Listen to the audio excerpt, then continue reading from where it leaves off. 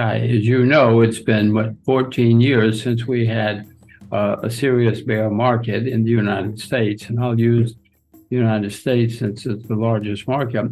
And that has never happened in American history. We've never had such a long period without serious economic and financial problems. So whatever is happening, we're getting towards the end. We see some of the signs. Inflation is rising again. Interest rates are rising again. We see new investors coming into the market, and they call up their friends and say, I've discovered this new thing called the stock market, and it's fun, and you can make money, and it's easy.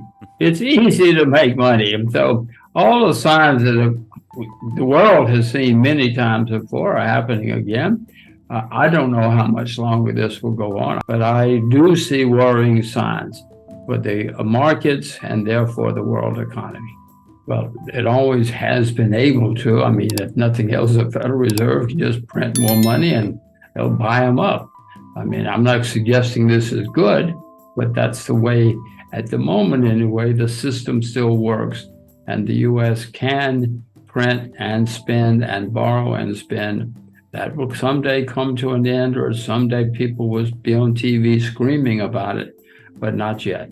But when you see it, Kai, when you see on the evening news that the man in the street is worried about all the government debt and the interest rates are going higher and higher, and the guys are saying, I don't care, I'm not going to borrow any, I'm not going to lend them any more money, then you'll know the crisis is here. There's gigantic amounts of off-balance sheet debt in the U.S., which will surpass, I mean, maybe Japan has a lot of off-balance sheet debt too. But to answer your question, yes, this worries me. I mean, the Bank of Japan, every day the guy goes to work and prints money.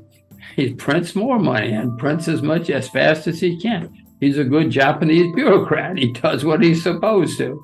And this is going to lead to many, many problems, not just in Japan, not just in the U.S., everywhere. Kai, you're in Germany. Even the Germans have problems now. There are German cities that have big debt problems. Germany. My gosh, in my lifetime, that Germany was the paragon of virtue. Not anymore. Well, as I look around the world, Kai, I see that stocks in most countries either are or have been at an all-time high or near making new highs. So bonds have never been this high in the history of the world. So bonds are certainly a bubble. So what's left? Property, yes, you can invest in property, and in some places it's great, but many property markets, New Zealand, Korea, I mean, there are many property bubbles going on around the world. And really only leaves commodities that are cheap. I mean, silver is down 60% from its all-time high. Sugar, down more than 60%. So the only asset class that I see where they're really cheap entities are commodities. That doesn't mean you can't lose money if you buy them, but that's the only place I see on a historic basis cheap prices. I guess U.S. stock prices make me unhappy, to use your words, because there are bubbles developing. I mean, Apple goes up every day. You know, that's been a great company. That does not mean it's going to be a great stock forever. Well, since we're talking about the markets, the most worrying sign are all the new entries and the developing hysteria which is taking place.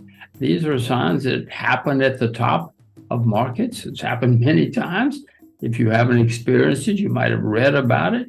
And that's what's worrying me probably the most, because markets can go up and down and do all sorts of strange things. But eventually, it's the investors who call the tune.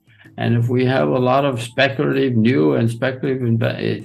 uneducated or inexperienced, I guess is a better word, inexperienced investors, it worries me. Doesn't make sense to me. I've seen this movie before. Not the first time I've been to this rodeo. You know, there were back once upon a time, there was in the market, there were the nifty 50.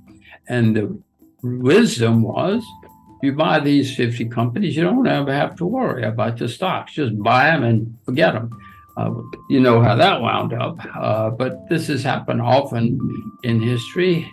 in the 20s, Radio Corp of America. I mean, my radio was new and it was a gigantic stock. Stock went straight through the roof, always, every week, every day. I mean, 1929 came along and ended that story, but I mean, this has happened before, Kai. All these young, or I should say not young, but inexperienced investors coming in and talking about how easy it is.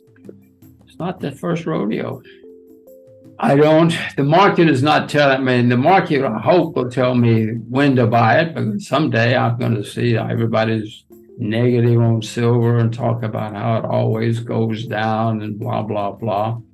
If that happens, the market will tell me to buy. But silver is used in solar energy, as you well know, and in many other things. I'm not sure when I will buy or what the catalyst will be. I just hope I'm smart enough to buy it before it skyrockets again. Well, the most important information for any investor is don't listen to the TV, don't listen to the radio or the newspaper. Just invest only in what you yourself know a lot about. Now, and everybody watching this knows a lot about something, whether it's cars or fashion or something. And that's where you become a successful investor. Stay with what you know. But people will tell you, Kai, but that's boring. Be boring. Be boring and invest in what you will see major changes before I will, because you look at it every day. It's your passion. And that's how you become a successful investor. Don't listen to hot tips. A very strong word of advice is, Kai, everybody wants to be rich this week. Me too. But don't listen to hot tips. Jim Rogers gives a candid and cautionary reflection on the current state of financial markets. He starts by highlighting a significant statistic. It's been 14 years since the last serious bear market in the United States, which is unprecedented in American history. This sets the stage for a discussion about the signs pointing towards an imminent downturn. Jim Rogers notes the resurgence of inflation and rising interest rates as key indicators.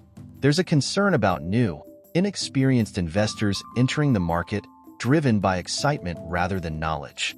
This influx often precedes market peaks, historically leading to speculative bubbles. And then Jim delves into broader economic issues, such as government debt levels and the potential consequences of excessive money printing.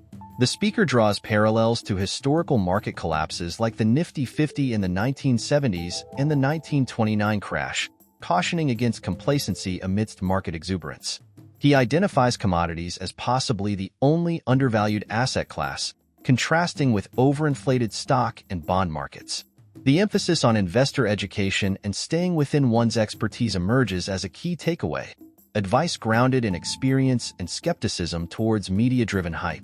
Overall, Jim Rogers provides a sobering perspective on the current market euphoria, suggesting a potential downturn looms on the horizon due to unsustainable market conditions and speculative behavior.